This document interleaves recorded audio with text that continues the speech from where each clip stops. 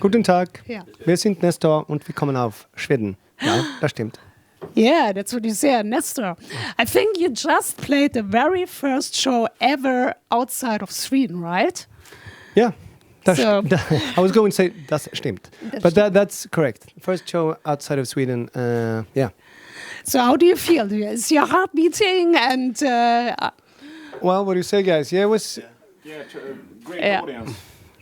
great audience, and of Yes. course it's always, in Sweden people start to get to know our songs quite a bit, and we weren't that sure that there would be anyone here that knew the album or knew the songs, but after this show they were singing along with almost every song, so that felt great. yeah, I think there's really kind of a hype even in Germany. So many people are talking about this band coming from Sweden. So how did you guys get together? The band formed in 1989 when we were very young. So young. Yeah. Okay. So, But now why we're- did it take that long to see you here on stage? good We question. didn't. We Long couldn't- break. We couldn't handle any instruments at that time, so we needed to practice and all that. And it took us 30 years. Yeah, needs to be a bit more mature. No, but I think both the break and the years made this album possible. And this is the album that we wanted to do then, but couldn't do because of different reasons, like being Skilled or skilled. Yeah. Yeah. And you're all kids from a ghost town, so you're all coming together from one place. Yeah, we're coming from the same small town in Sweden, which the town is called Falköping. Yeah. And it's like the title of the album, as you said, Kids in a Ghost Town. It's not actually in a negative way, because growing up in a small town like Falköping, we all kind of had the chance, it's the wrong expression, but still we could be a band and we didn't get distracted by anything else, in a small town. That was the only thing we did. So Yeah. so it's a ghost town in that sense that it's a ghost town. Yeah. It fueled our dreams. It fueled our dreams, yeah. Yeah. So yeah. But still, what did you do all the last years? So you have been musicians. Did you play in other bands? What did you do? Yeah, we did play in different bands. We did. So what were those bands? I think you are also working with very popular people. didn't you? Yeah, well, yeah. I've been a songwriter for. Yeah, we are working with these guys. No, but I've done a lot of songwriting, and I produced a lot of songs, albums, and stuff like that. But we had different bands. We had a band called Straight Frank, me and Johnny, way back, but not for that long. And I guess you guys had your bands as well. But it was first, as Marcus said, when we got this idea that we wanted to make that album that we didn't have the skills or possibility to make back in '89. That was when it all kind of, where the vision got clear, so to speak. Because then we were like, okay, let's go back to '89 and kind of do that album that we couldn't do then, now. And then we kind of started to talk again and started to, send playlists, Spotify playlists to each other and listen to this song, listen to that song, listen to the whatever. What do you think about that? And in the beginning, I think we all had a little bit of I shouldn't say a problem, but it's trying to listen to the music from the 80s that we grew up with is one thing, but then try to write your own songs in that genre and be able to perform them live was a bit of a, not a bumpy road, but it wasn't that easy. But I think when the album was about to be done, I guess we kind of all felt that this is what we're kind of meant to do, And I think there was a very professional take. I think I read somewhere on Instagram you had like a songwriter called Andreas. I forget his family name. But so there was this idea, let's make this big, not... Yeah, I think so. It's from the beginning it wasn't. The first thing was that we wanted to, kind of get the band together and start playing again. But when you make an album, it's like, as I said before, it's a bumpy road. And all of a sudden, when I think we've written like 4 or 5 songs and we did the first video on the run, I think we all felt that this is exceptional in a sense. Yeah. No, but it is, and it sounds a bit cocky sometimes to say that, but when you feel it, and we kind of felt it, and the thing is that, as we said before, we've been in this kind of constellation since we were kids, and we're listening to this kind of music, so this album is made from the heart, and I guess that's one of the reasons. I'm kind of talking so much now. I don't know what you asked for, but what you said in the beginning was, you said you got a lot of there's a hype going on. It's a very professional take on it, yeah. And also with Andreas, because Andreas, I know him since before, and when I just sent him the demos, or actually he heard one of the songs on radio, and he called me and said, "Oh, can I be a part of it? Is it possible?" And I said, "No, you can't, but okay, maybe." And then he was a part of a couple of songs. So did I answer your question? Yeah, absolutely. So, yeah, it's crazy that with your music, you're diving in these past years. I mean, this is decades ago. The 18-year-old kid today would say, like, what's that? Yeah, I remember my parents listened to that. So what's the magic for you of this era, of this kind of music? Yeah, kind of the innocence of youth, I think. Oh, because okay. no responsibility as an adult. Yeah. You haven't gone into adult yet. So when you're on stage, you feel like teenagers again, or kids? Yeah, I think so. Yeah. And this is the original 5 guys that I played with from the beginning. So it's kind of some special magic, I think, for me. And do you still listen at home to bands like Journey, Foreigner, and all this very cheesy, very melodic stuff? Oh yes, Yeah? absolutely, yeah.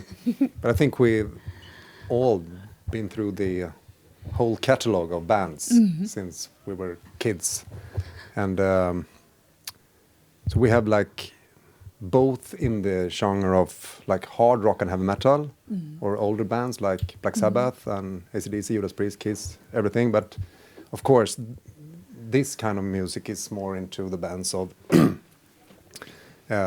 like Bon Jovi, Europe, Yeah. Scorpions, maybe, yeah.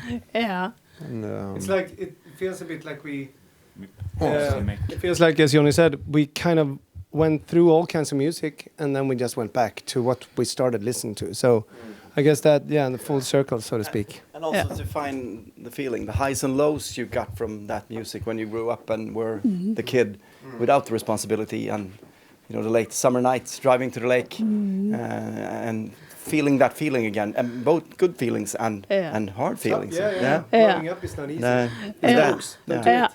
the songs are a description of that era and the feelings and bright and dark. What I think is so sweet is you're coming to this room and you more think this is a room from the ladies and not from the men.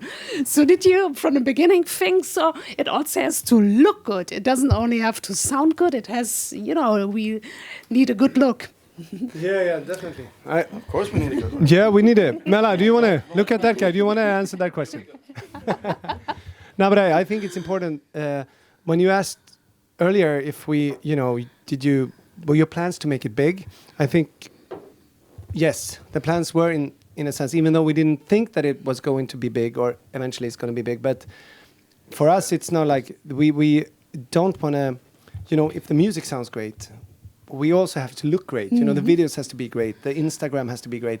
Yeah. So I think, even though I think this is just a part of the 80s, and you also asked what we liked about the 80s, and I guess that I speak for all of us when I say that the 80s were so much the more the merrier. There was no, like if you look at the 90s when the grunge came through, it was like the stargazer, the shoegazer style, and you had to be really unpretentious. You didn't care about your music. It sounds like this, we don't care.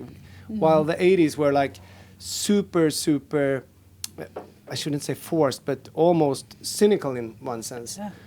And I kind of like that. Nowadays when you look back at it, if you look at movies, everything was like, if there was a part in a song that should feel emotional, you did it emotional. If the melodies should be larger than life, they were larger than life. So there were no like compromises. It was like the more the merrier, I guess. Yeah. So what have the last 4 to 6 weeks since the release of On the Run been like?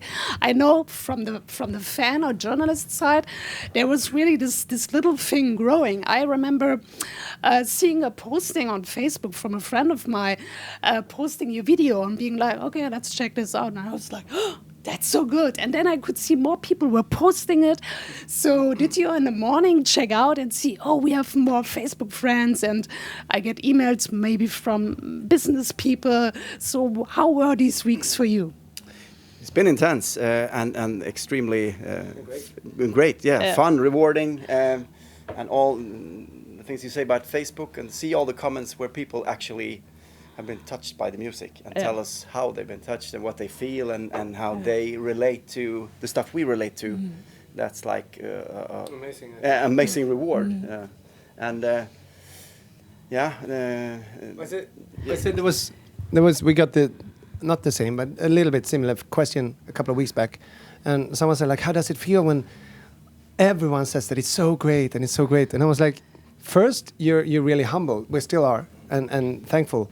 But then you kind of start to believe that it's that good. And then you start to act like that. Like, yeah, no, tell me something else. I know that it's not really like that. But as Marcus said, it's like it's been intense in a good way. And of course, we're super thankful that people can, as you said, relate to the music that we relate to and get that. If we can somehow make an album that, people can create memories from, that's like, I think, the biggest reward, yeah. And did it already happen that all the labels and the managements are writing you and being like, hey, you want to work with us? Maybe this is a Tobias question, but it's like, sorry. No, the microphone technique isn't on point, but okay. All right. Everyone is like getting in touch and being interested.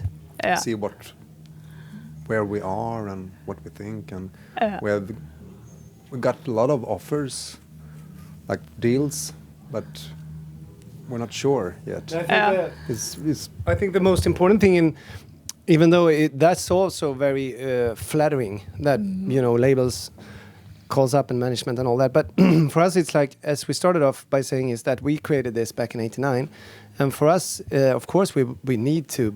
Because it's getting a bit too big, we need a label and we need a management, but they have to understand that this is what we do, and we are super picky with who we work with. And with that said, there's of course tons of great labels out there, but we need to find that label that gets what we're doing, and we haven't done that yet. And I assume all of you are still working in some other regular jobs next to the band, of course.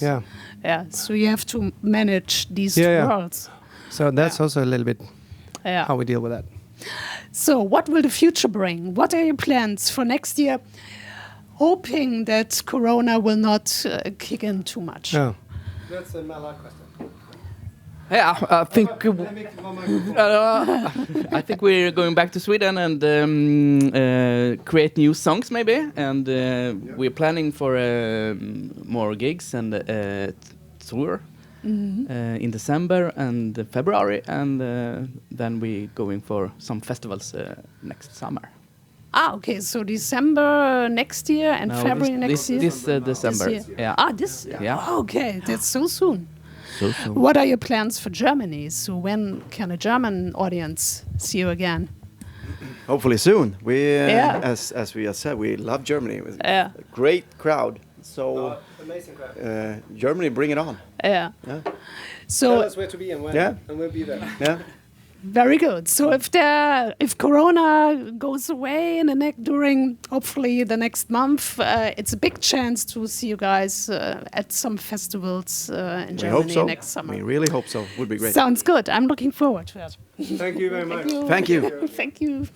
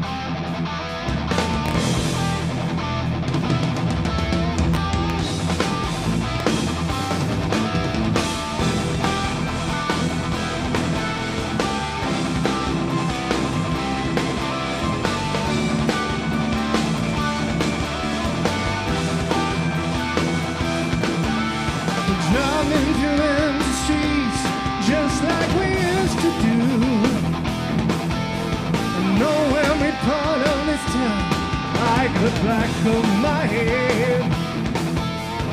How many times have I heard you're only wasting time? 'Cause it's all a game, the good and the bad. You tell me you need me, 'cause baby I'm gone. So call the police, call the flyers, call to anyone. Get me a priest, shining light, shine on the run. I'm back on the streets again, rebel without a cause. Are you with us? The sirens are coming my way, I won't take a fall. Fade into darkness and know nothing can hold me down, 'cause it's all a game. This pain that I feel, tell me you need me.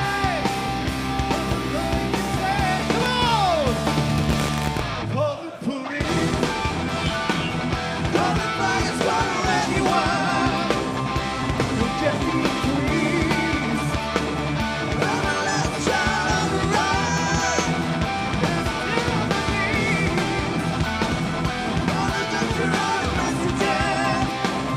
Someone is please, hey, burn my last child on the run.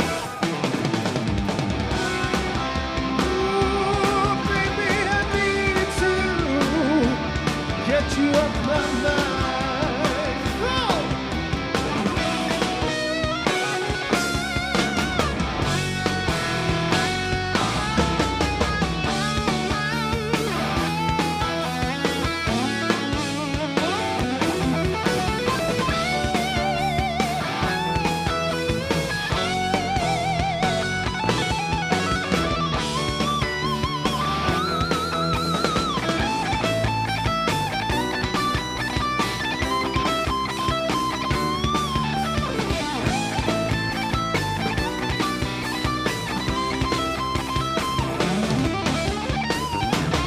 Call the police, call the